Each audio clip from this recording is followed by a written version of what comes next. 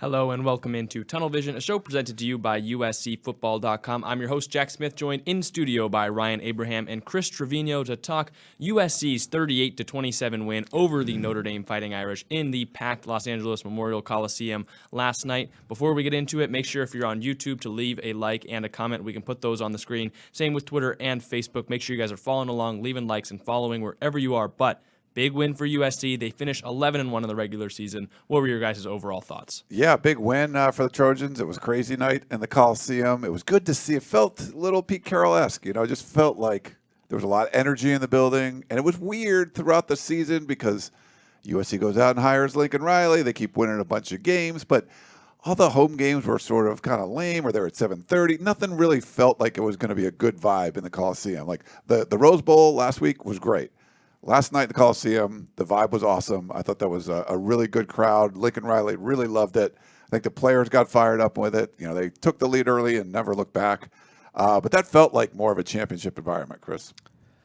I don't like your term of the use lame in this situation. I never felt like any home crowd was quote-unquote lame this year, except for maybe when they left early that one game. I don't remember which one it was off the top of my head, but I don't feel like any home crowd was lame this year. All of them were more packed than any game from last year. True. I will say that. But, yeah, the atmosphere on Saturday was incredible. I wasn't there for the Pete Carroll era. Jack wasn't born during the Pete Carroll era. Not, so, no. I technically was born. He was around. How old were you? I was born in 2003. Yeah. So there you go. Oh, God. So he got the early championship. So you have to tell us the old tales of what it was like in the Coliseum back then. But, yeah, it was a great crowd, and all the players definitely noticed it. Tuli Tuipulotu had that great quote about, like no diss to our fans, but that he's never seen a crowd like that on Saturday. So it was a nice little send-off to, all the guys who are veterans on this team who's played a lot of games in the Coliseum. Tuli Tuipulotu, probably his last game in the Coliseum, so it was nice for him to kind of get that high ending note to end with. And what a way to go out for a bunch of these guys, these veterans, in that game against the most complete game USC's played this season. Yeah, I think all sides, all aspects, the special teams, it was really cool to see Caleb Williams get the longest punt of the year, 58-yard punt. That was good. They did a nice job. They didn't return kickoffs. They just didn't screw up on the special teams aspect of it. So I thought that was nice. Obviously, the defense holding Notre Dame to 90 yards rushing was something really impressive. Now you let the quarterback kind of go off and complete his first 15 passes, but overall, and then offensively, doing what you wanted, and you could run the ball, you could throw the ball. I thought that was great. But it's overall a good performance. It's been a crazy sort of weekend because we got a lot to get to with the game, what it means, who USC is playing in the Pac-12 Championship game, and all that kind of stuff. But I just want to let everyone know, if you're not a member, VIP member to USCFootball.com, you can do it right now. Black Friday sale still going on until tomorrow night, 75% off your annual membership. You will not regret it. Just reading Chris's Ghost Notes, 3,000 words Ghost Notes from the game. You thought you saw the game, you might have been there. Until you read the Ghost Notes, you really don't know what was going on with all the recruits that were there, everything that was going on the sideline, what the players, coaches were saying. There's so much good stuff. But it's for VIP members. If you're a diehard USC fan, you're watching the show on a Sunday night instead of watching an NFL game, come on. Get in there and sign up. If you're not signed up, it's 75% off for the annual membership. It is well worth it. Plus, you get the Paramount Plus stuff when the promotion's over, which that's the pays for your price of for your membership. So make sure you go check that out. And a lot of USC fans have taken advantage of it. So I hope you guys do too. This goes away soon. You don't get this deal anymore. So we got to get in there and get it. Plus, there's a lot of recruiting news on the front page right now. We have updates from two of the five-star visitors that were on campus for this game. 5-star 2024 quarterback DJ Lagway and 5-star defensive lineman Justin Scott. USC would love to get him on a big body like him out of the Midwest. So got a bunch of reaction from USC recruits on the board. Those 2 stories are up. Couple other stories from guys reacting to the game. So yeah, a lot of recruiting content right now on uscpeople.com, which is VIP. So now's the perfect time to sign up. Get it. And if you're watching on YouTube, smash that like button. We got to get a bunch of likes in there. We got a whole bunch of people. I think we got like 500 people watching live. So thanks for that. That's awesome. Whoa. We really appreciate that. I'm like 247ing it out today. I should have worn my In-N-Out shirt since you got your Whataburger shirt. Yeah, we on. could have done like the little battle, West Coast battle, but for Vegas. Perfect for Vegas. Yeah, we're going. Oh, I'm going to get an In-N-Out shirt for Vegas. If you can wear that. I'll wear my In-N-Out shirt. Yeah, if you're going to be in Vegas too, we're going to have a meetup. So Jack is going to be there. Will they let him in? I don't know where he can go. Chris get him a fake ID. Is going to be there. Shotguns flying out. I will be there. It should be a great show. RJ is going to be there. RJ will be there. A bunch of our staff members. Thursday night, Park MGM at the MGM Sportsbook at the Park MGM. I think there's multiple MGM Sportsbooks, so make sure you go to the Park MGM one. We did this last time for the Pac-12 Basketball Championship. But we're going to have a little meetup on Thursday night. So we might have some Utah fans there, too, because I do it for the Podcast of Champions, the Pac-12 podcast. But, probably going to be mostly USC fans coming out to that one. So make sure you come out. I know I've got a bunch of people on Twitter who told me they were going to show up for that. So, yeah, we'll just grab some tables, grab some drinks, and just kind of check out, watch games, whatever's going on. It'll be Thursday night, so there'll be some Thursday night football and everything, and talk about the game, which will be on Friday night. Allegiant Stadium. If you haven't been and you're going, it's a very cool experience. Awesome stadium. It's not like as crazy big as AT&T in Dallas or SoFi in LA, but it's a really cool stadium, state-of-the-art stuff. So I think you guys will have a good time if you haven't been to that one before. Haven't been. Excited to go in it, and I'm going to be shooting from the sideline, so excited to be on an NFL field to kind of see what it's like to have that experience. Yeah, I went last year for Utah and Oregon, and I would say to USC fans, I was there at the game last year. It felt like a Utah home game.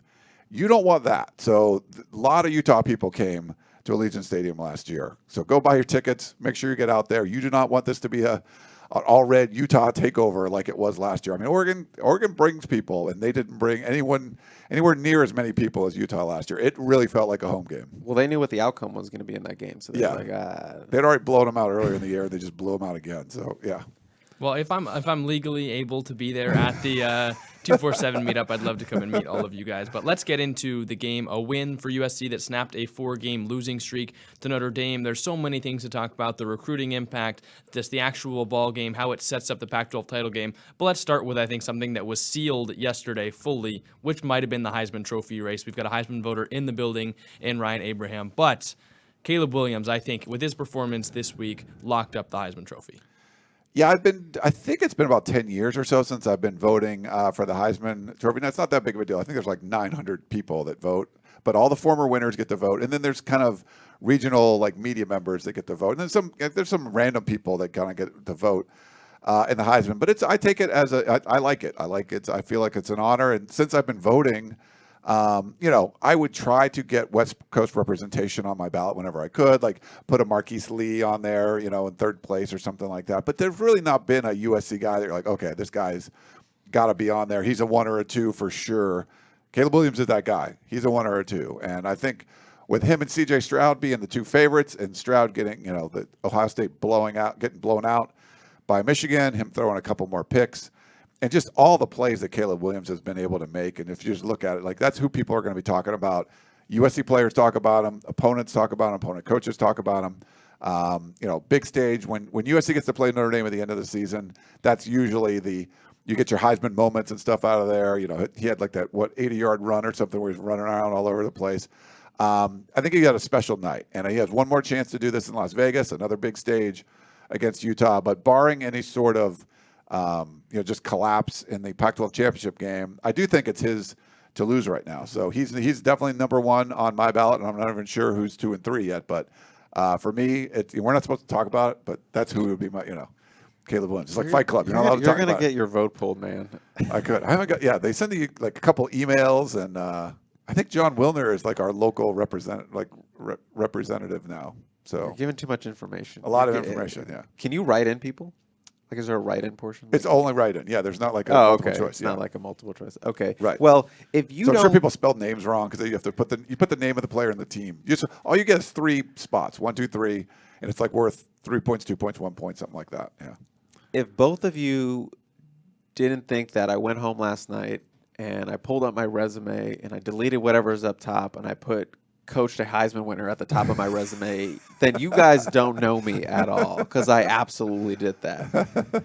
Because that's the performance that Caleb Williams had. And another thing you mentioned about, Stroud not having the game on that stage against Michigan blowing them out. But Caleb Williams, after last night, now has the backing of national media. You had all these people talking about him. Stephen A. Smith, I didn't even know he watches college football, but tweeting about Caleb Williams, locking up the Heisman. Feinbaum said it's his Heisman Trophy. So he's already got the backing of all this. The Heisman campaign they've been doing was really good. They've been hitting that over the head at the game. They played his whole Heisman hype video. The crowd was getting into it, chanting Heisman, Heisman. And I kind of brought it up last week with Shotgun about not having that, I guess, Heisman moment. And I got a little flack for that. People were talking about, and he's pointing to himself. He posted on his TikTok too. I gave him some content. I gave you some content, Jack, to react to. But definitely this whole game felt like a Heisman moment. Just what he was doing. It didn't need a singular bang over the top play. It was just a death by 1,000 little Heisman moments. Just like these little runs, picking up yards, making these incredible throws. They're not necessarily touchdowns. That one where he scrambled out, almost hit Austin Jones in the hands, and he kind of dropped it. That would have been the one. But he made so many plays that night. It's going to be called back. That one was going to be called back. Yeah, that was going to be called back anyway. But it still was going to be like a jaw-dropping play. But he had so many plays where you just take the clip and tweet, "Are you kidding me?" That's all you needed with the kind of plays he was making on Saturday night. So, yeah, he definitely put his foot on the throat of the Heisman race, and his to lose just needs nothing too out of the ordinary to go happen in Las Vegas. But yeah, looks like the Heisman is coming to SoCal again. And it's funny, little Heisman moment. The night before, I happened to be on the USC campus. My little cousin plays volleyball out for Forza Volleyball Club in Temecula, and her and a bunch of her teammates and my aunt and her mom and everything, they were all coming out to the USC UCLA women's volleyball game at Galen. I arranged to get them a tour of the John McKay Center because there's nice people there. Thanks, Jeremy, for doing that. And we were walking in, and some of the dads notice it's Caleb Williams on a scooter, and they, all the girls get a picture with him and stuff. They're like, "Hey, he's going to be the Heisman winner." That was before the Notre Dame game. Super nice. Took a picture with all the girls and everything, and they loved it. That was like one of the highlights of their thing. They just got to run into Caleb Williams, and then they get to watch him the next night and just kind of go absolutely crazy. So good moment for him. And we haven't even mentioned, hitting the pose. Yeah, a couple of Heisman poses. Yeah. It's several Heisman poses, just hitting that 3 times. Could you guys see that from up there in the booth? They couldn't tell, no. Couldn't tell? No. Okay. I thought it was interesting because I didn't feel like anyone was really tweeting about it unless you saw it maybe on the television. I don't know if they caught the first one. Definitely caught the second one because he did it right to the camera twice. Like the camera guy came over to him and he was like, "Yeah, make sure you get it." So he said, his teammates were kind of egging him on to do that, so he just did it. But yeah, what a cool moment, hitting that first one. It was like, okay, this is a game where it's his. Yeah, he's going to take it. Just a special player, and you just can tell. I mean, he's someone that has a lot of confidence. And Jack and I talked about this on Instant Analysis, which you should check out. It's a classic one. We got like 24 minutes of content after the game, but just he can beat you a whole bunch of different ways. It's not just, I'm going to throw for 400 yards. If it's a game, I'm going to rush for 3 touchdowns. Or he can do things a lot of what sometimes you don't have your fastball, but he has a lot of pitches he can go to, and I feel like that's kind of what makes him special, where sometimes you have a really good quarterback and something gets taken away and they just look pretty mediocre. And he looks special no matter what you take away. You can take away something and he might not be the best at this or best at that, but he's going to find a way to win the game. And I think that's why you have a lot of confidence. And even, when USC gets the rematch against Utah, like he never got down in that game. The only time they were losing is when Utah tied the game and went for 2. And and he didn't have enough time to do anything. So I feel like if it's at the end of the game and you're like, just like the Oregon State game where he really wasn't throwing the ball that well, in the final drive, he did. He found Jordan Addison. He's going to find a way to win. I think that's what makes maybe his best attribute is it's not just, he's really athletic. He can escape the rush. He can throw the ball all over the field and run it across his body and throw it like this. He's just someone that's going to figure out a way to win. It changes every time. It's like problem solving. You're going to get to the game. You're like, it's a whole different thing. I lost the left tackle or my wide receivers aren't playing well. Whatever it is, figure it out. Calculate what the solution is and then find a way to win the game. Whatever it is, that's what he seems like he's able to do. Will to win. Yeah. It's like a stat you can't really measure out on the field. It's just like one of those measurables that you just have to, you see it when you look them in the eye or when you're on the sideline or in the huddle. Will to win, off the charts for Caleb Williams. Like when you're coaching him swimming back in the day. Yeah, I saw it right there. Go out there, win this 50. We need these points. Boom, get it done. Yeah, if you guys don't know, Chris did actually coach Caleb Williams as a kid when he was a swimming coach, so it's kind of funny. I told you it was on my resume. I didn't make this up. It's going to be the only thing on the resume at this point. Speaking of Vegas, did you lay down a future Caleb Williams going to win the Heisman parlay or bet like 10 years in the future? Ooh, no. That would have been good. That would have been, I think that would have cashed out pretty big. But he has 44 combined touchdowns on the season, rushing and passing. That is the number one single season for a quarterback at USC. The previous record, I think, was 41, and he still has another game to go before bowl season, which is just crazy. He's been fantastic. He has the most rushing yards by a USC quarterback in a single season in the last 70 years since they started tracking that stat. It's been just a miracle season for Caleb Williams, for this USC offense, which they're 11-1 as a team. Their one loss is by 1 point. They could very easily be 12-0 heading into Las Vegas. You mentioned, Ryan, that Caleb Williams can wear a lot of hats and do things different ways. That's kind of what the USC offense showed us last night. They decided to switch away from their normal pass-heavy attack that won them a game against UCLA towards a more rush-first attack, knowing that Notre Dame, they wanted to slow the ball down and run it down their throat. And they went to Austin Jones. They went to Caleb Williams on the ground. So a big shift for Lincoln Riley, and it worked out very well. It's interesting because a lot of times, I thought the pace was played at, like if you asked Notre Dame, what pace do you want this game to be played at? They would have picked what had happened last night. But USC was like, hey, they talk about us not being a physical team. We'll go play Notre Dame's game. We're going to run the ball. Austin Jones, you're going to get over 150 yards rushing. Boom. We're going to get a running touchdown from Rayleigh Brown. Your quarterback's going to run for 3 more. And, we'll distribute the ball. I mean, I think they had like 7 different pass catchers catch like 3 balls. No one really had a huge night. It wasn't like the Jordan Addison night against UCLA. And that's what, the other thing where like he throws for 470 against UCLA and Jordan Addison goes for 178 yards, whatever it is. And this one was just about everyone kind of caught a bunch of balls. No one was really blowing it up. You weren't just, this was your go-to guy. Oh, you had a critical, we haven't seen, Brendan Rice the whole game, and he's been criticized for dropping, critical catch in that drive, and moves the sticks and keeps the drive going. So I feel like this was a different kind of night, and like Jack said, they started to play Notre Dame's game. And I think some of it was just to show, hey, we can do this too. This isn't we don't have to be a finesse team. We can grind it out, and they outrushed. They more than doubled Notre Dame's running output, which. Everyone, John Wilner, we had mentioned earlier, I know some of the USC fans hate it, and Lincoln Riley gave him a little trolling a little bit, but he said that Notre Dame was going to run for 850 yards on USC. He was a little off. They ran for 90, so wasn't quite there. And so I think they wanted to show that they can be a physical team, which kind of shows you something. It's not just, hey, we're going to win. We're going to win a certain way to kind of prove a point.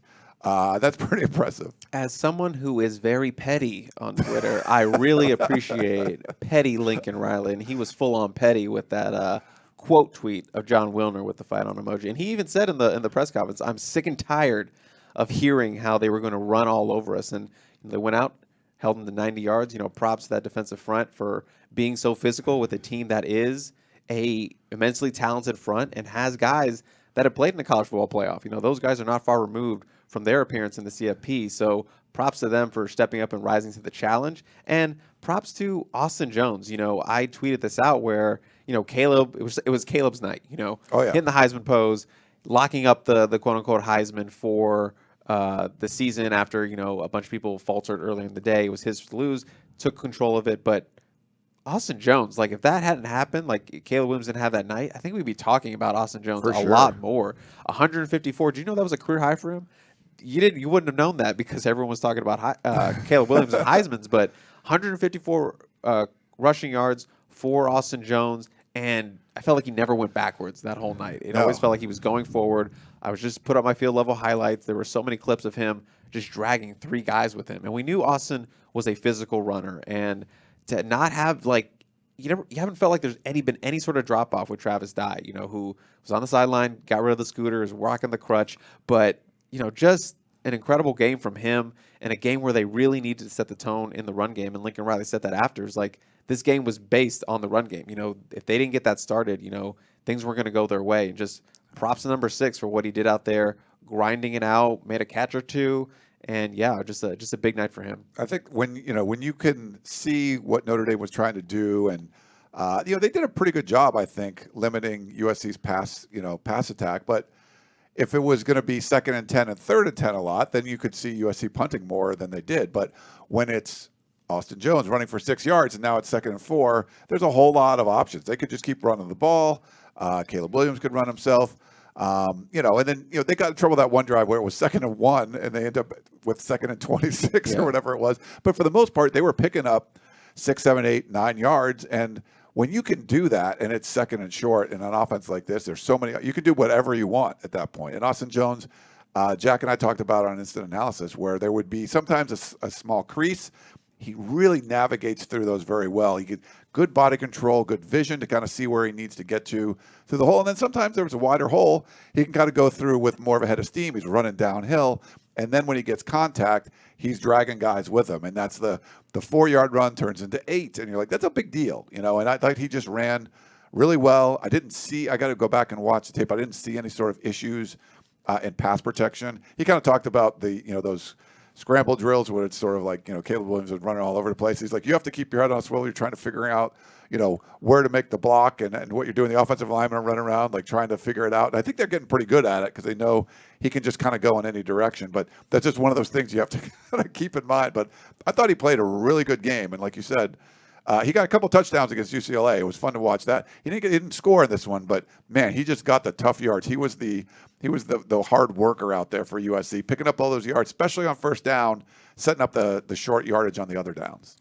It's pretty much like we've seen him have grown man runs, but he leveled up this week by being able to get skinny through the holes that weren't exactly there against UCLA. Like there were bigger holes against UCLA than there were yesterday against Notre Dame, but he did such a good job, like Ryan, you said, maneuvering through the smaller holes because, as Justin Diedrich mentioned earlier in the week, he thought the Notre Dame front seven was the best USC had faced up to this point this year, and I think Austin Jones did a great job, running as a grown man when he got the chance, but then also when there was less there, he made more out of it than I thought that most running backs in the country would. I thought he did such a great job following his blocks when they were there and then just making something out of nothing at the line of scrimmage, and he just would not go down. It was one of the great performances we've seen from the USC running back room this year. Yeah. And he's playing really, really well at the right time for this USC offense. And just a quick little shout out to, Coach Kyle McDonald, who, considered one of the best running back coaches in the country when Lincoln Riley got him from Utah. We'll be facing his old team. But, every running back in that room has made plays this season. And I know they're all talented, but you still need good coaching. And props to him for getting all those guys ready and the next guy mentality to step up in that room. And all those guys are playing really well. I think a lot of the guys on this team really want to get some revenge, right, and then beat Utah. Kyle McDonald is up there near the top of that list, I would bet. He doesn't want to lose to his old team twice. This is a weird situation, too, with USC playing Utah. A lot of people were asking me, like, why are they playing Washington? Last year, USC would be playing Washington. They got rid of the divisions. And the weird thing is, it's like the unintended consequences. You get rid of divisions trying to get the two best teams to play in the Pac-12 Championship. It doesn't matter which division they're in. Well, the divisions would have just been fine. Like, you have Washington's 10-2 and USC's 11-1. Like, that's what you want to play. Utah's 9-3. But because of all the tiebreakers, they end up getting, and it ends up being like how you did against Cal as opposed to what you did, against the real teams, because they have all these weird tiebreakers. So the unintended consequences is you change the rules to try to make it so you get a better matchup, and you probably got a worse one. Now, maybe USC fans would rather play Utah than Washington and get that revenge. I get it, but if you're like the conference commissioner, you're George Kliavkoff, I think you'd rather see your 10-win team versus your 11-win team versus a team that lost to a pretty mediocre Florida team to start the season. So with the way Michael Penix is playing too, I mean, they got 1,000 yards over the last 2 games. He's 500. It's crazy what they've been doing. That would have been an awesome matchup to sort of see. But they changed the rules to try to make things better, and they, a better matchup, and they probably, unintentionally made it worse. So you're saying they Pac-12'd it? They totally Pac-12'd it. Yeah, that feels about right. But I know a lot of fans, I guess we're kind of transitioning into this game now. I didn't mean to do that, yeah. But I feel like a lot of fans wanted that rematch. They really wanted to get over that 1-point loss. Is just, a little bit of a splinter in their finger right now, and they just want to get rid of it. And how do you get rid of it? Well, you beat Utah in the Pac-12 Championship.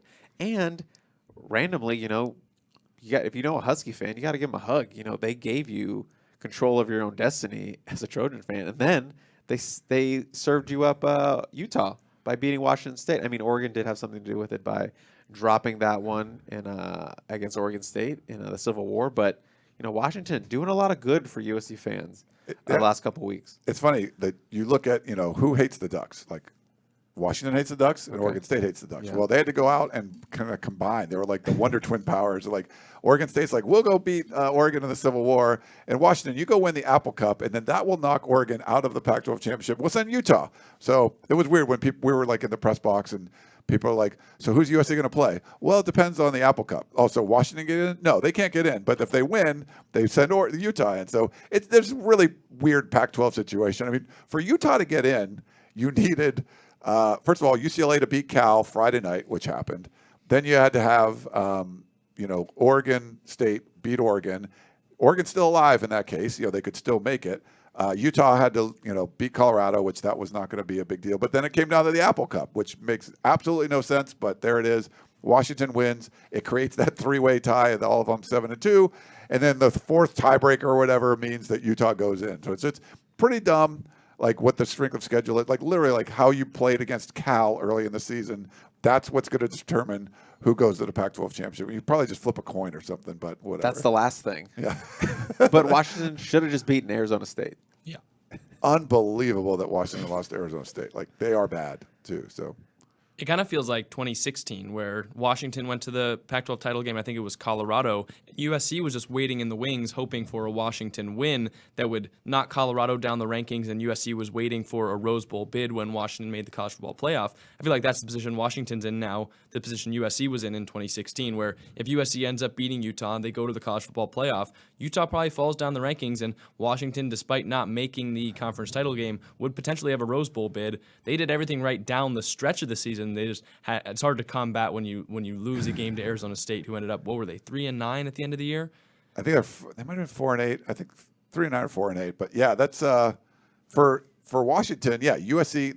There's only one school in the Pac-12 that's not USC that's rooting for USC in this championship game, and that's Washington, because they're going to get into the Rose Bowl. They'll definitely get in. Not definitely get in, but the Rose Bowl can pick, but they will pick Washington in that scenario. And it was funny in 2016 when Jack mentioned USC doesn't go to the Pac-12 championship game, but they beat Colorado, who won the division, and they beat Washington, who won the North Division. So USC beat both teams that were represented in the Pac-12 championship, and then they were the better team, and they end up going to the Rose Bowl.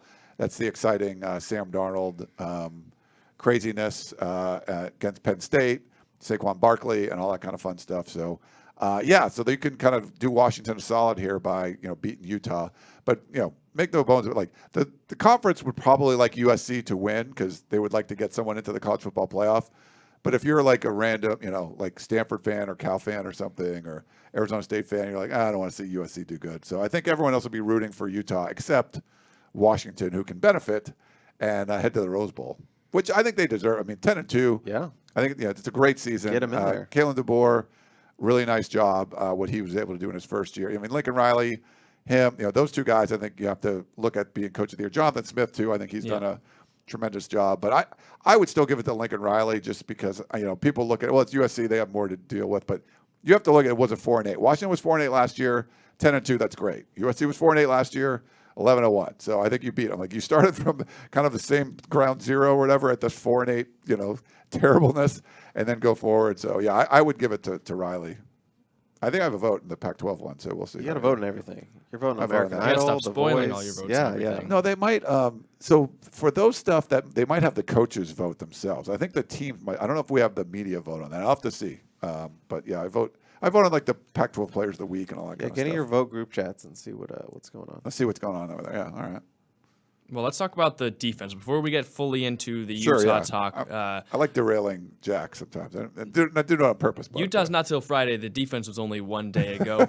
You mentioned the fact that Notre Dame only rushed for 90 yards, and you mentioned that some people thought Notre Dame was going to run for 800 yards coming into the game. It just simply was not the case. Kalen Bullock, when asked about it after the game, said they expected Notre Dame, thought that they were going to be able to out-physical them, and he said that the USC was just not going to let that happen. And for the second week in a row, they did a pretty good job stifling one of the better run offenses in the country. First it was UCLA. This week it's Notre Dame. They end up outrushing Notre Dame 204-90. I thought it was a pretty good performance by the defense. Again, struggles with the tight end. They allowed Drew Pine to start, I believe, 15 of 15 through the air, but you're able to stop the opponent's strength. That is a positive. They forced 2 turnovers again. I thought overall, collectively, the best game that USC has played this season as a whole. And then on defense, I thought this is one of their better marks. I think so too. I mean, this Notre Dame was pretty one-dimensional, but Drew Pine, they looked at, as the backup that's just sort of like a game manager.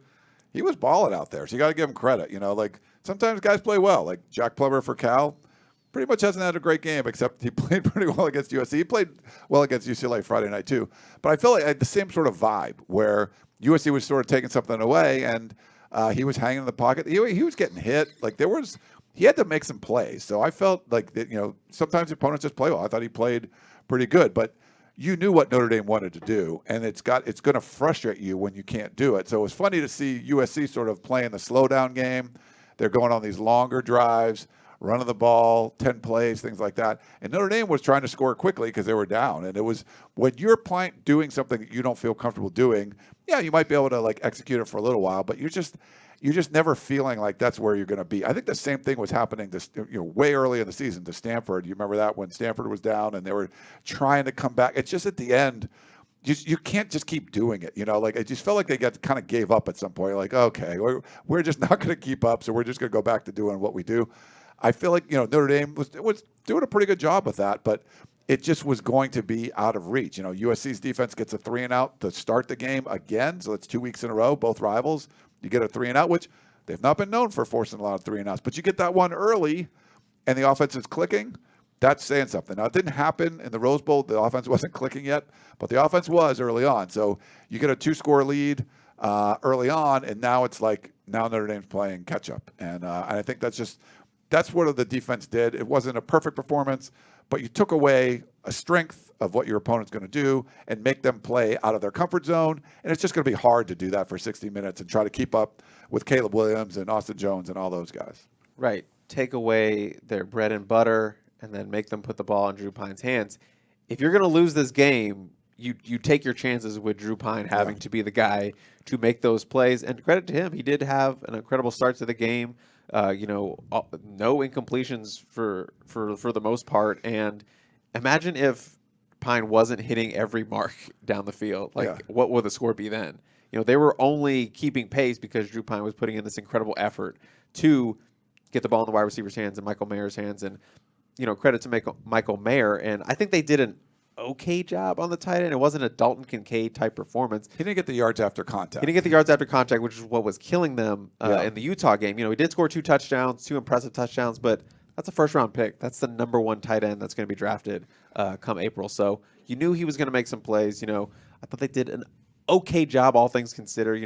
Relative to what they did against you or covered Dalton Kincaid, it was a great effort. But yes, it was the yards after the contact. They were getting him down to the ground. They weren't letting him bust off an extra 10 yards, an extra 15 yards, an extra 5 yards, all those things. So in that regard, they did do a really good job of getting him to the ground, which is something Alex Grinch, joked about earlier in the week. It's like, we got to tackle him when he gets the ball. And hey, maybe that wasn't a joke. Maybe that was just the coaching point. Tackle him when he gets the ball, and they did that. That was true. They did. Yeah, he's a good tight end, and USC's going to see another one Friday. At Utah, someone they're familiar with. Maybe you have a similar game plan. And I like the way USC's playing right now compared to where they were. Playing against Utah, and Utah's probably not playing as good as they were. So you got your chance, but it's a good opportunity. A team likes to run the ball. A team that likes to use their tight end. It might be a good sort of warm up, Jack, for this defense that they got to see Notre Dame, and you're going to go roll right into Utah in the next one. Yeah, and Ryan and I talked about this off air after instant analysis last night. But I think in college football, unless you're one of the elite defenses in the country, it's really hard to take away both the run game and the pass game of a given offense. I think the USC defense so far this year, outside of a couple games, has done a good job taking away at least one side. So in this game, they took away the run, and then they just forced Drew Pine to pass. And I think they know that it's going to be hard for, if the other team only has one side of the ball, it's going to be hard for them to beat Caleb Williams and Lincoln Riley's offensive offensive output. Now, Utah through the air with Dalton Kincaid and Cam Rising going 16 of 16 for almost 250 yards. They were able to outduel Caleb Williams and Lincoln Riley. But for the most part this season, I think USC's done a good job at taking away one side of the offense and knowing that the USC offense will be able to put up enough points to simply outlast the other team. I think you look at the Cal game and yesterday night's game as big examples where two good rushing offenses, USC dedicates completely to take away the run. It worked better against Notre Dame than it did against Cal. And then obviously you have better passing days from Jack Plummer and Drew Pine than expected, but still it wasn't enough to outduel Caleb Williams. And I think that for a team that has such a great offense and has some defensive playmakers but not the best defense in the country, that's a pretty good way to look at it. And I think you come into this Utah game, they're probably going to look to do the same thing. And with Utah having Cam Rising possibly a little bit banged up, can't run as much, Tavion Thomas is already done for the year. He's declared for the NFL draft. You probably don't have to commit as much to the run as you did in the first matchup. Yeah, I think you're right. And I feel like, this is such a mental game. This is being played by, kids, right? I mean, 18, 19, 20 years old. Guys like they're Jack's age, and it's like there's a lot of stuff going on with school and everything. And it's hard, I think, to keep in the game. And it's like pushing this rock up the hill and have to do it over and over again and just mentally being able to stay in it. One of the things that USC just doesn't do when you're playing defense against Caleb Williams, is it discouraging? I mean, it's demoralizing for a defensive lineman. And I think Shotgun was tweeting with Antoine Woods, the former USC defensive lineman. He tweeted something about like, what's it like chasing a quarterback like that? He just said like exhausting, like it's really tough. But it's not just that. It's not just he can escape and you're moving and picking up first downs, moving the ball down the field. But when you're playing, they never turn the ball over. I mean, he's got 44 touchdowns and 3 turnovers, 3 interceptions on the year. I mean, there's just not, USC gets like a gift turnover when Drew Pine bumbles the handoff or whatever, and it's just you jump on it. Like USC didn't have any plays like that all year. They didn't lose a fumble at all. So when you're never getting the ball back at all, you have to force a punt, which they just don't punt that much. I think it's just a lot to ask of a defense to kind of do the same thing over and over and over again without getting some of those quick scores. Like when I'm playing volleyball and it's just like, man, I'm tired. I got to get a side out. The guy misses a serve. It's just sort of like a freebie. Like, oh, thanks. Okay, now I can go back and serve. You're not getting freebies. Like USC's not giving you any freebies. They're not fumbling the ball. They hardly ever turn the ball over. You always have to account for where Caleb Williams is. They can run the ball. Any receiver can go off at any minute. I think it's a lot for an opposing defense to sort of like keep your head in the game and go, time after time after time, knowing that you're probably not getting the ball at all because they just never turn the ball over. I think it can be mentally exhausting. And were you setting up to make a point about USC's defense and that they're really good at not getting discouraged as easily? Because they've given up a lot of plays. Yes. DTR, Jaden DeLora, Jack Plummer is in that conversation too. But they know that play's going to come. They know the big play is going to come at some point, right? They're just kind of hanging around, and they don't always get discouraged. They're really good at having that kind of short memory and coming back at you, even though maybe you just drove 90 yards on them. Yeah. Okay, the next play they're going to come out, they're going to get a sack, force you in third and long, and then they're going to get a pick. So they're just very good, it seems like, of staying with it, even if they're not at their best. They can be beaten up a little bit, but they're going to come back and swing just as hard. They're very good at staying engaged. Kind of the opposite of your point, where sometimes it's very demoralizing. They don't get demoralized. No. They can get demoralized, but it seems like they're very good at bouncing back from that. Yeah, they sort of know, like, we're going to eventually get. And it was funny when Notre Dame fumbled that ball and they were going in. I almost tweeted something that was like, this is sort of that zone where maybe they're going to run a 25-yard run in for a touchdown, or there's a turnover, and really like the next play, the fumble, and then Raylan Goforth jumps on it. You're just like, you just kind of get a feel sometimes like this is sort of where they're going to get a turnover, and then they do. I wonder if it's like a self-fulfilling prophecy with offenses. They're like, okay, it's like the number 1 turnover margin team in the country. They have like 900 turnovers. Yeah. We can't turn it over, and then you force a turnover just because you're thinking about it. If I'm on the defensive line, you guys ready to turn it over? Yeah. You guys ready to turn it over? That'd be my trash talk. Yeah. Well, I mean, speaking of not getting demoralized, you had Corey Foreman talking after the game about how he was upset with himself after missing Drew Pine on a sack. I think it was on a 3rd and 2. He ends up getting about 1.5 yards. And you're thinking Notre Dame's offensive line, it's 4th down and half a yard. There's no way they don't convert this on USC. Instead of being demoralized that they didn't sack Pine and force a punt, they stop him on 4th down and pretty much half a yard. Like, that is something we haven't seen from the USC defense in past years, something that hasn't come as often this year. But when they needed a big play, they got some big stops. You look at a 3-and-out forced on the first opponent offensive drive for the second week in a row. Shane Lee shooting through the gap to stop a lateral run. And then you had that big 4th down stop and a couple others, including the Kalen Bullock pick at the end to pretty much seal the game on defense. I just thought, when USC needed the plays from the defense, it happened again. Sure, it wasn't the prettiest game, but I think when you have an offense that's going to put up 35 to 45 points a game, these kind of defensive performances should be considered among the good ones. Yeah, you can take chances, and I think the defense has got better at being aggressive, but in a smart way. They're not,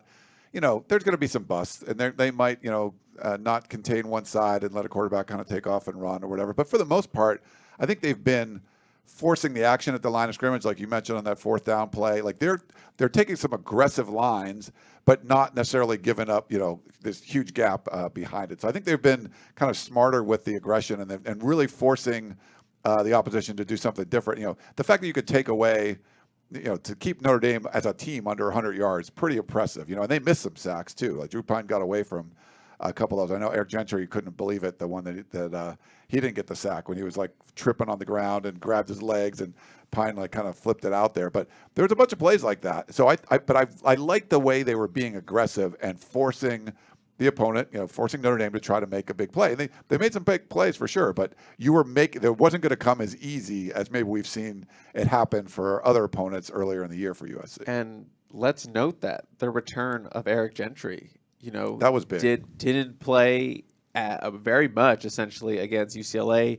Did not look right. You watch the tape. He's definitely, not 100%. Pulled him out. Like, let's not, he can't be out there. That's a disservice to him. That's a disservice to the team of keeping out there. He's not fully ready. But coming back here, I wasn't really sure how much he was going to play. Was it going to be a similar week, like where they try him and go, and he's not ready? But there he is, out there making plays. He was all over the field, covering Mayer and that incomplete over the middle. Almost had that sack, like you said, flying around, making tackles with those long arms. I think he had like 9 tackles in the game. He led the team with 9 tackles, and he was just awesome in his return. And that's a guy, maybe they were talking about maybe have him back for the Pac-12 Championship, sit him for this game, but it looks like they decided, let's run with him. And they didn't play him full-time. He was still kind of splitting a little bit, but he was so effective, and guys were just really happy to have him back. When I was down there on the sideline, it felt like earlier season Eric Gentry, when he's all up in the huddle, sweat dripping down his face, super energetic, just a vocal leader. And that's kind of something that was missing. I know he's on the sideline, but, it's different when he's in sweats. It's different when he's not out there in the huddles and stuff. So he was very fired up. Good to see that emotional, hyped up Eric Gentry again. That gives the defense another gear, I think. And yeah, he said he felt great. It felt fun to be back out there, and he was having a good time. So sounds like Eric EG back fully, and he'll get his return against he can come back against Utah, a game where he was injured initially. Yeah, it was bouncing around, and I think he really wanted to play them. I mean, he's familiar, Pac-12 South, playing at Arizona State, and he made a big difference. And I really didn't think if he was going to play, it was going to be that big of a difference. I thought maybe you'd save him for the championship game or whatever, but man, it mattered that he was out there. And it's not just his play, but the energy. He brings something different to the table. And I think having that rotation, when he comes in there and you get the spark, you're like, wow, okay. And he's using those long arms all over the place and, tripping guys up. There was one play, it looked like it was going to go for a big run, and he got the guy. I don't know if it was in the backfield, but it was a short gain, and it looked like it was wide open afterwards. And I don't know if other people on the team make the tackle. But I felt because Notre Dame was a run team, that maybe you don't need, a Shane Lee would be fine, like kind of run stopper guy. It's not the best kind of matchup. Shane Lee's a thumper. Eric is so very long, not the heaviest guy. So maybe you're worried to get out physical with those guys, but no, he shut it down. He made it different. I think, yeah. I mean, if without him, I don't think they keep Notre Dame to 100 yards, under 100 yards rushing for sure, which I wouldn't have said that going in, but he did make a big difference. And this is just a small note that I wanted to hit on about Eric Gentry, after one of his last questions was about getting these wins against rival teams. And I thought it was interesting that he said these were games that we lost last year. He wasn't on the team last year, but he still said we lost last year. So I just think it's a small thing about, how this team is bonded and how they're all in on each other and in that locker room. Saying we, not they lost last year. They're all Trojans. Yeah, so. his team so Arizona State was I think 8-5 last year. Arizona State's 3 and you were right, Jack. They're 3-9 this year, so pretty bad. So he went for he avoided the 4-8 at USC.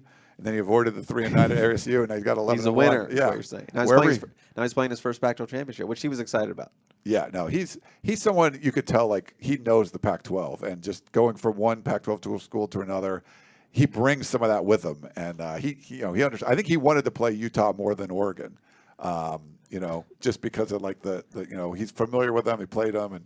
Yeah, I asked him that. It's like I said, hey, is there a part of you that wants the rematch with Utah? And he kind of looked at me. I was right in the middle, and he kind of looked up, kind of smiled, kind of reassessed himself, and he was like, had a smile, kind of stifled a laugh, and he was like, I'm happy to be playing the Pac-12 championship. Yeah. You could tell. I think he really wants Utah, and a lot of these guys want Utah, but they're just kind of giving the company line. We don't care who it is. We'll play anybody in the Pac-12 championship. Yeah. But I think we didn't know at the time. We didn't. Yeah, we didn't know at the time. Yeah. At the time, Washington was still trying to gut out that Apple Cup win. But yeah, at the time, didn't really know. But don't have to know anymore. It's Utah. Yep. There's one more player I want to highlight on the defense before we move on to a couple other things, and that's Kalen Bullock. I think it's been so easy to just look at every pick he has this year. It's like, oh, yeah, that's Kalen Bullock. But he stepped up last year, became a freshman All-American just like Eric Gentry, and this season he's continued to be one of the better safeties in the country. He has 5 interceptions now on the year, which is the most for a Trojan since Adoree Jackson. Also had 5 in 2016. USC has, as a team, the most interceptions they've had since 2005. I think they've got 19 this year, and they had 22 back in 2005. But Kalen Bullock has been bringing the pain at free safety all season long. He steps in front of the Drew Pine pass to really seal the game. And I feel like he's been, outside of Tuli Tuipulotu, the USC's best player on defense this year, and someone who I think deserves some credit this week for everything he's done this season. Are you referring to Kalen Bullock that couldn't even get a Pac-12 honorable All-Mention nod? I mean, I was disgusted at that 5 months ago. I'm still disgusted at it now and how ridiculous it looks right now. But hey, 5 picks, playing really, really well. I knew he was going to have a good year, and I have no idea why he couldn't get an honorable mention vote. It's 4 votes. You just need 4 votes to get on there, and he couldn't even get that. Like freshman All-American? Are you kidding me? I don't think I got to vote for that. I think they were. I was the off one the list. vote you don't vote for. No, I wasn't on the list like earlier, or something happened or whatever. They had to like re-add me. They did. I'm fine, so I get to vote every week now. But yeah, he's been special for USC. I think it's more for this defense. It's not going to be about they're grinding out, getting 3 and outs every time. You need guys that can make plays, and he's just going to come in. He makes a big play there, reads the quarterback's eyes. There was some pretty good pressure, kind of force him off schedule, and then he goes out and makes the play you need to make. And I think that's where this defense, when they're going to be effective, it's just going to be guys making plays. Is it Thule getting 2.5 sacks, or Kalen Bullock getting a pick, or Eric Gentry knocking a couple balls down? Whatever it is, they need their playmakers to go out and make plays. So on a night when you do that, when you have your leader at safety come out and make a pick and really change the momentum of the game, I mean, that's a big deal. So yeah, he's been special for USC this year. And not to open up old wounds, he should have 6 interceptions going back to the Utah game. Yep. The play that a lot of USC fans want to point to, which is, I think we all agreed, probably not the right call on a roughing the passer call, was on a Kalen Bullock end zone interception, which would be 6, which would give him more than Adoree Jackson had in 2016. So I think we can put a little asterisk by the 5 and say that we expect one more to be added at the end of the year for what we watched in that game. Yeah, Still got another game though. Yeah, can get it back. Can get it back against Utah. Can get another one.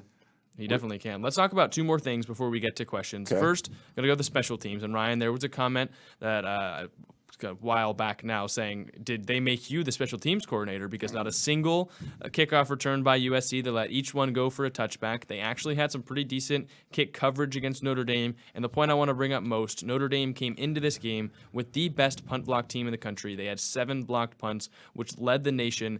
And Lincoln Riley, put Caleb Williams out there as the punter twice instead of putting the punt team out there. So he limited something that could have changed the game for Notre Dame, kept them off the field the entire game by converting on third downs, and then in the 2 punting scenarios decided to make it look like the USC was going to go for it, then pulled Caleb Williams back to pooch punt, one of which was the longest punt of the year by USC. I'd never thought of that as a possibility. I was looking at 7 block punts for Notre Dame coming into the game, thinking this could be something that could really alter the path of this game, could give Notre Dame a couple extra possessions. Lincoln Riley made sure that didn't happen. For sure. And I'm not, just to set the record straight, I am not USC's new special teams coordinator. Okay. Maybe I sat in a few meetings. Maybe we had, I had a little, Zoom calls. Whiteboarded a little bit. We came up with some plans. No, certainly not. But I do like the plan where they were sort of, they weren't doing the kickoff return stuff, which was great. But Notre Dame was kicking the ball pretty deep anyway, so it wasn't like you had a lot of decisions there. But both of those punts, it was cool, and it was fun to hear from Jordan Addison talking about it. He said they could have downed the first one, the 58-yarder. They just didn't get down in time for that one. By the second time, then you're like, okay, he's probably going to back up and punt it because you've seen it once already. But Addison was asked about it, and he said, yeah, we hadn't really practiced that, but Caleb Williams practiced it this week. So it's one of those things where, like, if he can do it, this was the plan coming in. Like, they let him practice it because they wanted to do that. It's funny, the second punt looked like it was very returnable, and the guy just did a fair catch. And, you got a bunch of, like, wide receivers down there trying to tackle you. So I don't know why you wouldn't want to try to return that if it's an offense out there that's kind of running it, but they didn't. But so both were effective. I think you did what you needed to do. You eliminated a huge momentum-changing play and a punt block. And, I give Lincoln Riley and the team credit for coming up with that. That was a wrinkle on special teams, kind of special teams that we hadn't seen before. Hey, I think there are a couple wide receivers on the kickoff unit. Okay. So let's give them a little credit. And also, I don't want Kyle Ford tackling me. He's going to pick me up and throw me shot put style. He's a big dude, yeah. Or volt. What is it called? With the hammer? Hammer, yeah. Hammer. You're going to hammer throw me into the stands. Yeah, I don't want that. I don't want that tackling me. I know there's a lot of rumors. You're clearing up rumors. There's a lot of rumors for me being, I was a former punter and I have my coaching connection with Caleb Williams that they brought me in to teach him how to punt. No, I'm going to shut those down right now. That did not happen. They did not bring me in to help him punt. Yeah. I forget who it was. Someone else said that they were having a competition. It might have been Jordan Addison. It was Addison saying that competition with them. Yeah. So I think he felt he was a better punter. They wanted to have like a kickoff in practice. Yeah. Well, I think he thought that he might have been able to throw a better pass than Mario Williams on that trick play in the end zone. He said he was the backup quarterback in case Mario Williams wasn't able to go make that throw. It didn't end up working out for USC, but you saw Lincoln Riley getting pretty creative in this one. It worked out on the first drive. Didn't work out there when they got to the 2-yard line, then back to the 5-yard line. But definitely some unique play calls. I think Lincoln Riley showing there's a lot more in that playbook, and I'm sure we'll see a lot of it in Vegas and then in whatever bowl game USC gets to. Before we get to questions, the last thing I want to talk Jack, about. Remember the people were asking, like, are they saving anything? Are they saving anything? We saw some trick plays there, so I guess they saved some stuff. I think they absolutely did, and they saved it for the biggest Coliseum crowd that we've seen this year. I think we can go, just like we did last week at the Rose Bowl, all around and talk about what we thought of the atmosphere, because it was a rocking Coliseum. Chris, you were on the field. Why don't you start? It was pretty fun. I mean, I think that was the first thing that comes to mind, and I think I tweeted it in the first quarter on that first drive. The Coliseum is alive right now. I mean, that Lake McCree hurdle, almost in the exact same spot where Dory Jackson hurdled the Notre Dame defender on the sideline on that return and just like blew the top off the Coliseum. Almost exactly the same spot, and the crowd was in from the get. And then the Taj Washington touchdown, Caleb finding the extra time, fire drill, finds Taj, jukes him out, dives in, just deafening at that moment. I had someone behind me say their jaw dropped, at hearing the noise, how loud it was. So he willed himself into that. He willed himself into the end zone. He said he saw one-on-one, and he was like, I'm getting in. So he, willed his way in, opened the seal on this game, and the crowd responded in hand. And it was pretty darn loud down there. They were loud when Notre Dame's offense was out on the field, making it tough for them with all the cheering. And the guys loved it. They loved that environment. They talked about it after the game. And, yeah, what a crowd to be at. And I tweeted before going in, while I was sitting in traffic for like 20 minutes, like, you have no excuse if you're a local USC fan to not be in this game. If you go to games, this is the one you have to be at to show out for, especially with that stacked of a list of recruits in the building. There was dozens upon dozens of recruits at this game, and they showed out. So hats off to the fans, and if you were there, hats off to you because you made that place loud, you made that place jumping, you made that place alive. Yeah, for sure. And just even getting there, I think we got there about 3 hours early, me and Shotgun, and we were trying to get there a little earlier. And it was long lines to get into the parking structures, and it was so sometimes you get there 3 hours, that's plenty.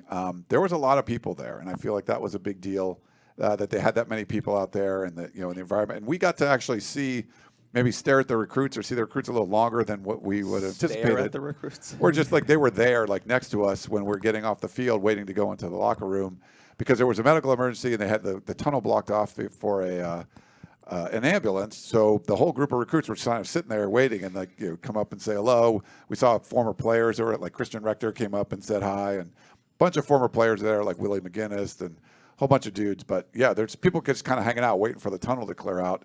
And the recruits are wearing these huge medallion things with like a big jewel on them. They have the new badges out. Yeah. Giant head of Trojan. The Trojan, basically this. Yeah, with like a big medallion on and everything. Gold-plated. So they're gold-plated medallions. So the recruiting staff, Annie Hansen, running around all over the field. They did a good job of. She's crushing it. Yeah. Yeah, she was crushing it. And shout out to all the staff because they could not handle. I think she tweeted like 1,000 recruits and their families and people connected with them were coming to this game. So it took a village to get that all done. Yeah, but it was a really good environment. I'm glad to see it. I think that's what Lincoln Riley wanted to see, and I feel like it can build momentum for next year. Maybe get some better kickoff times. People, there's a proven product now. They'll be potentially defending Pac-12 champions and all that kind of stuff. So yeah, I think Heisman winner. You could have a Heisman winner on the field, like Heisman winner Caleb Williams at quarterback. That's pretty cool if you can have that. So yeah, I think it's good. Obviously, going 11-1 is really good. I mean, that's better than anyone expected. But it's something you can build on through the recruiting, transfer portal stuff, and then of course next year. And I think you're going to see season tickets go up, season ticket sales and all that kind of stuff, and more fans out there. So get a better base to kind of start with. And in bigger games, you get bigger crowds and things like that. So, yeah, I think it was really good. I just want to say, I think we have over 1,000 people watching right now, which is insane. Thank you so much on YouTube. I actually did a share, like Twitter. I did a couple tweets just because we were in like the 900, so I wanted to get us over 1,000. Thank you. I might have like artificially smash that like button. You've got like 200 likes. There's 1,000 people online, only 200 likes. So get in there and smash that like button. There's a little like a little bell thing if you want a notification whenever we go live, because we do a bunch of live shows. So click that little bell. You're scaring them away. Yeah. No, don't do the pitch too much. I think Chris said if we got above 1,000 people, he'd get another tattoo on the other leg, 1K. I love it. I had someone come up to me and was like, I got to know, is the 10K real? That person's in the chat. Really? They left a comment saying, I'm that guy. Oh, really? Nice. That's awesome. I was like, bam. He tweeted it out, yeah. He could have, did he? No, you tweeted it. The image, yeah. Yeah, you tweeted the image. Maybe it was just a really good henna tattoo. Or Photoshop. Yeah. Or Photoshop. But yeah, it's real. And I also signed an autograph for someone's hat. So I want to give a shout out to Phil too, because we were at when I took my cousin and her family members and her teammates to we were walking in Heritage Hall. I was kind of giving them a little tour myself before they came in, and this guy Phil comes right up to me and says, "Hey man, can I take a picture?" And all my my cousin and friends are like, "What? Like, are you a big deal or something?" I'm like, "Yeah, whatever." And so we get a picture and everything. That was kind of cool. You found him on Craigslist. I did. You're like, "Hey, I'm gonna be here." Same person that left that review on our podcast, but yeah. But that was kind of funny. Those are funny moments. So we love interacting with the fans, and when we're walking around, I'm sure you get it when you're like taking video and walking around the crowd, and people yell down from the stands and stuff, and they love the show. So we appreciate all that. Thank you for the love from that. It makes us feel great. Someone commented, Chris, 10K, 1K, Trevino. I like that. I think that's got more of a ring to it than just 10K. But yeah, speaking on the Coliseum, you had tons of fans. The recruit section feels like it took up the entire side of the bowl, bigger than we had seen for most of the year. Tons of celebrities roaming the sidelines as well, former players. You had Snoop Dogg come out earlier this week with an endorsement of Caleb Williams, calling him Friday the 13th, which is, I think, the new coolest Caleb Williams nickname. But just I feel like there's a lot of good vibes around USC USC football right now. It seems like the city is accepting them a little bit more, considering that they went undefeated in Los Angeles. They went 8-0 in Los Angeles, 7-0 in the Coliseum. So I think you're right. A kind of win like this to close out the season with 2 straight rivalry wins in LA means that I think fans are going to be a little bit more active at the Coliseum next year, and we'll see what they can do in the postseason this year. But let's get to some questions. Yes. The first one, any word on the Andrew Voorhees injury? Definitely concerning, and I don't think we got one after the game, so do you guys have any updates? I actually posted an update on the Peristyle about that. I like it. I don't really have anything specific, but from what I was told, it shouldn't be like a concern where he could possibly miss this week. I think it's just something that was bugging him, and they just didn't want to push it anymore, so they just pulled him out, let him rest it. Yeah. He looked like he was just kind of sitting more than like being injured. Yeah, I think he was just bummed that he couldn't finish the game out. Just kind of his last game in the Coliseum. He have to end it on the bench. I think he was more kind of bummed by those emotions, but I know he was happy that they got the win. Yeah. Cameron on YouTube asks, Big T on YouTube asks, Justin Dida should not walk with the seniors. Is it safe to assume he will be back next year? It is not safe to assume because there's plenty of guys that do not walk with the seniors, but that don't play or go off to the NFL or whatnot. I think there's a good chance that he comes back, but I wouldn't say that it's a locked-in decision. Yeah, I would agree. All right, question: why is Utah only a favorite by 1 or 2 points over, or why is USC only favored by 1 or 2 points over Utah? I don't know. I'm going to hammer it. I did great this week in my picks. Didn't have a good Friday, but went 5-0 yesterday against the spread. Did a parlay, taking USC, took Utah minus 29.5, and then BYU minus 6.5 over Stanford. So covered all those fairly easily. That was great. This should not be. This is now a neutral site game. USC's playing better. Utah's not playing as good as they were before. Cam Rising was outer-worldly in that game. He's been hobbled somewhat since. He got, they scored 60 or whatever against Colorado because Colorado's but one of the worst teams around. So I would say, if you can get it at 1.5 or something, hammer that. I would bet it. I'm going to look on my my account and put some money on that because, I would take it. I would think it's more USC by 5, 6, something like that is where it should be. You mentioned Stanford and Butt, so shout out to my band, Butt Bandwagon, that I coined last Peristyle podcast. Yes, I love it. Shout out to them. We're playing playing a show next got a week. show coming up? Yeah. Morongo Casino? Okay. I think you're right that it should be a little bit more. And I think another piece that maybe we can get into later in the week for whatever kind of preview content we do, Lincoln Riley's track record when playing the same team for a second time in a given season is so good. He is fantastic when he gets to see a team for a second time in 1 year. And of course, the Utah defense didn't stop USC's offense one lick in that game. It just the defense didn't play as well. But Lincoln Riley, as a head coach, has such a great track record when he gets to match up with a team for a second time in a given year. And so I think that's something that will go into it. Also, the neutral field, and even if there will be more Utah fans than USC fans in Las Vegas, the emotions that were running through Salt Lake City on that day with the memorial for fallen former Utah players, you had them bringing out new helmets. It was one of the biggest games for that student section in history. It was kind of a different feel for that game that even you could possibly develop in Las Vegas despite having more Utah fans there. So I think there's a lot more factors that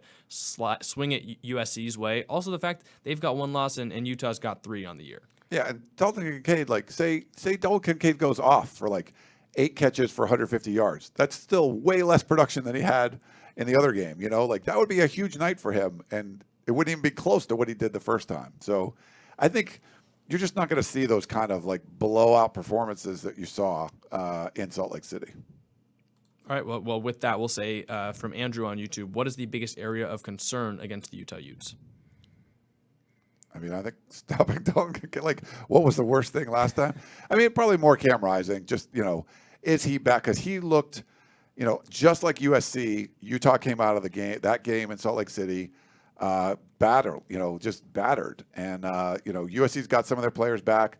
Seems like Utah might be going the other way a little bit, but, we've seen when you watch Bo Nix and Cam Rising go at it when Utah was at Oregon, it just looked like two aging prize fighters that were just past their prime kind of going at it. That's the feel you got. And he just played Colorado, and they only had to play like half a game. Like literally, they sat their starters after the half. So I don't know if he's back, but if he's not like Cam Rising, what we saw in the Coliseum, last year back, where he just goes absolutely crazy, or like what we saw in Salt Lake City, where he's just making every play and running for every first down and running in the 2-point conversion. Like if he's not doing all that stuff, I don't think Utah's winning. So I'm not sure what his health is going to be, but they are going to need him to be like that. I just don't know what the odds are that he would be. Yeah, I mean, I would say what you said at the top, just stopping their tight end. He's still their like number one weapon. I mean, their number one running back is down. Cam Rising's banged up, as you said. They got a lot of injuries. I think their starting sack leader is also out for the season. So injuries across the board for them. So locking up the guy that murdered you in Salt Lake City, that's priority number one. Yeah, but Cam Rising, he's a warrior. Just to see what he would. He played so well in the Coliseum last year. He played so well in Salt Lake City this year. As a fan that loves watching Pac-12 football, it was tough to kind of see him in a couple games, since he was sort of injured. You don't want to see that. You want to see him at his peak, and maybe he will be for this one, but I'm not sure. But even if he is, like, it's still going to be hard to repeat what he already did in Salt Lake City, and I think you're going to need another performance like that to beat the way this USC team is playing right now. Yeah, I think it felt for that game. It felt like USC played a very similar game that they've played a lot of the season, and Utah played literally a perfect game outside of those couple drives on offense. And I think that's what it'll take for them to beat USC, especially considering the change of factors you're going to have with the field and the emotions and stuff like that. Cam Rising he's still got a good arm, he's still a good passer, but he's been limited when it comes to being a mobile quarterback in recent weeks. So we'll see how much that changes, how much Dalton Kincaid changes. But I would agree, Kincaid is probably the biggest worry if you're USC. Couple more. Any recruiting updates from last night? I'm going to say you should listen to the 2-Star podcast later this week and read Ghost Notes on the website. 75% off right now for membership at uscfootball.com. Had to get that in there one more time. Thanks, Jack. Another question from SoCal Dad on YouTube asks, does Austin Jones return next year? He has one more year, but it seemed like earlier this week he might have hinted that he's not returning for USC. I mean, if he keeps running the way he does, in the Pac-12 Championship, whatever bowl game they play out, I think he has enough good tape to be like, hey, I can get drafted. So I think at the current trend that he's on, the way he's playing right now, I don't see him coming back. I mean, USC has 2 really good young running backs coming in this class in 2023, and I'm sure they're gonna take a peek in the portal December 5th, see who jumps in there to maybe bring a veteran guy, because if you lose Travis Dye, Austin Jones, you kind of want someone with more experience to kind of help a very young room. So I think at this pace, I think he would be gone. But, he's showing that he can be the number one guy. Mm-hmm. And if he's like, well, you got a Heisman Trophy winner back, and I can be like the number one running back in this thing, like, heck, I could win the Heisman next year. There could be some thought. We saw the Matt Reggie thing that happened. Like, it's hard to repeat. So Caleb wins. Even if he has a great year, you're probably not going to win it again. But if your running back goes for like 2,000 yards, like, oh, heck, he could win it. So there's a, different. I don't know. I'm not sure what he really wants to do. Smart kid, obviously went to Stanford, before he came to USC. But yeah, he could look at it that way and say, hey, I could be the number one guy if I come back. All right. Before we get to the final question, this one's from Cameron. What is Chris's order at Whataburger? I don't know like the number off the top of my head. I just get like the double Whataburger, whatever, bacon Whataburger, whatever. Bacon, okay. Yeah. Are you like a fries person, milkshake person? I mean, they're putting me on the spot here. Yeah, it's just I love the fries better than In-N-Out. I'm sorry. I don't usually do a shake. I just get a nice lemonade. I love shakes. I know you do, Ryan. I've been on multiple road trips. We'll probably get one on the way to Vegas. But yeah, just like a double, not a double, but a double burger with bacon and cheese. Don't say anything. But yeah, I don't have the number, like the number 6. I don't know. Yeah. All right, the last question from Andrew. Will the Pac-12 refs play a deciding role on Friday night? And again, for the couple straight weeks in a row, I'm going to give some credit to the Pac-12 refs. I thought that they've been pretty good since my guess is the Arizona game. I think since the Arizona game where you had all the clock mix-ups and it really seemed like the Pac-12 came down pretty hard on them behind the scenes. They didn't do anything publicly, but it seemed like they really wanted to shore up refereeing. And I think they've done a pretty good job of that in recent weeks. They've gotten the reviews right. They haven't thrown too many flags. They've let the players play. They've had some good spots. The clock management hasn't been an issue. So I'll give some credit to the Pac-12 officiating. Then again, we've seen what it's been in the past, so I'm going to be hesitant to say that it won't, rear its ugly head on Friday night, but I think they do deserve some credit in recent weeks. Wasn't there a snafu on Saturday? There was a Friday one in the Cal UCLA game that was pretty bad, but that was Michael Mothershed, the one that did the USC Utah game, and it was announced on the broadcast that he's retiring. So it's that was his last game. So you don't have to worry about that crew working the Pac-12 Championship game. I mean, they wouldn't have been graded high enough to do that. Yeah, there was the Cal game. I think it was UCLA had like a third and. Or they pick up what looked like was going to be a first down, they move the spot back like a yard, and they say it's 3rd and 1 or something instead of should have been first down. Chip Kelly gets up, they run a play like a 2-yard just like dive play, pick up the first down, but like, oh no, wait, you already had the first down, and there were thoughts of making it now be 2nd and 8 because they were like, you thought you were 3rd and 1, and you just picked up the first down, but nope, that was first down, and you just picked up 2 yards, and they ended up like basically erasing the 2-yard run, and it was a mess. Like they screwed up a bunch of stuff in that game. But for the most part, like Jack said, I think they've done a better job. All it is about just like don't dominate the game. Don't over-explain everything. Don't throw too many flags that you have to like go back and reverse and call targeting on everything and then take no targeting. And they let players play more. And then sometimes you're like, oh, there was hold here, there was hold there. Like I'd much rather see that. Just let them guys play and call the obvious stuff than calling everything. And then it kind of, it's a glaring weakness. But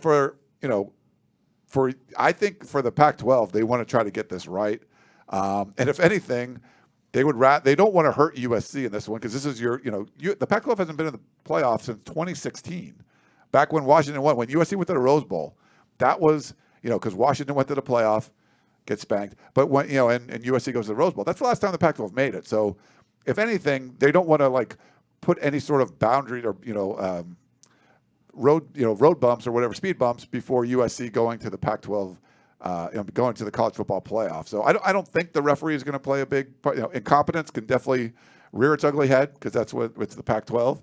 But I don't think there's going to be any sort of like effort or whatever to like, oh, we want to help Utah win or anything like that. I don't think there ever was anything like that. I think it's always just been incompetence, just to be clear. But I don't think you're going to see anything. They've seemed like they're trying to call less stuff, that's what you want. Yeah, I think I definitely agree, and we're going to have content all over the website here on YouTube as well. Coming up to this week, USC will be the only game, the only conference title game that really matters on Friday night. It'll be a big game, 5 o'clock, I believe, on Fox in Las Vegas. We hope you guys are able to get out to the game or at least tune in and watch on TV. Make sure you guys are following along to everything that we put out. And as Ryan mentioned, it's only going to be around for a little bit while longer, but 75% off if you go sign up for a membership on the website right now. Make sure you do it. Tons of good content that make it worth your while. And if you're going to be in Vegas on Thursday night, we're going to do a little meetup Thursday night. I'll put more stuff on uscfootball.com and on our Twitter, on the tweets. I know Chris wants to meet everyone, so get out there. Park MGM at the MGM Sportsbook. We'll meet there. Did that last year during the basketball tournament. Met some people. It was a lot of fun. So we'll do it there Thursday night. Park MGM, the MGM Sportsbook Bar and Grill. I just want someone to teach me how to play craps. I can do that. And blackjack, not besides Riot. He's too intense. It'd be too intense. All right. It's a lot of fun. It's a group game. Yeah, okay. Well, a couple years when Jack's of age, we can teach him too. Yeah 10 years we can teach him. That's all we've got for you guys today. Thank you guys for tuning in. Could be a record-setting tunnel vision tonight. We'll see what the stats look like, but 1,000 people in here at one time. Thank you guys so much for tuning in and joining us on your Sunday night. Enjoy the rest of it. Enjoy your week this week, and hopefully we'll see you out in Vegas on Friday. Thank you guys so much for tuning in, and we will see you later this week.